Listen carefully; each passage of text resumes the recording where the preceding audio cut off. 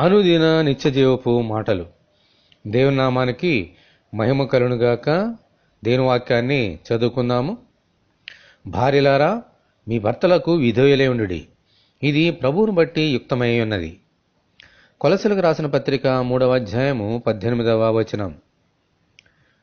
ప్రతి స్త్రీ తన భర్తకు లోబడి ఉండాలని, విధేయులై ఉండాలని దేవుని వాక్యము బోధిస్తోంది. అలాగుననే శారా కూడా తన భర్త అయిన అబ్రహామునకు అన్ని విషయములలోనూ తన జీవితకాలమంతయు లోబడి అతనిని యజమానుడని పిలుచుచు దేవుని చేత మెప్పు పొందినదై గొప్ప విశ్వాసురాలిగా పేరు పొందింది. ఆమెన్. అందుచేత దేవుడు ఆమెను దీవించి ఒక రాజకుమారిగా మార్చి మృతతుల్యమైన ఆమె గర్భములో నుండి అనేకములైన జనాంగములు వచ్చినట్లు ఆశీర్వదించారు. ఆమెన్. హల్లెలూయా. అటువలనే ప్రతి సంఘము విశ్వాసురాలైన భార్యగా ఆత్మ సంబంధమైన పెళ్లి కుమారుడును ప్రభువునైన యేసుక్రీస్తుకు అన్ని విషయములలో లోబడాలి. అప్పుడే ఆ సంఘము దేవుని యందు ఫలిస్తుంది. ఆమెన్. హల్లెలూయా. కాబట్టి ప్రతి స్త్రీ తన భర్తకు, అలాగే ప్రతి సంఘము ప్రభువైన యేసుక్రీస్తుకు లోబడాలి.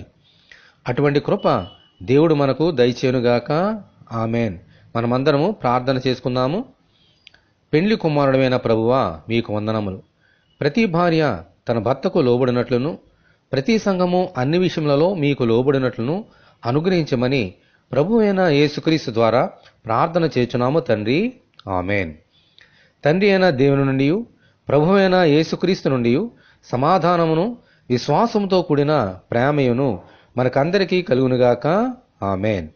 పరిశుద్ధ దేవుని మందిరం.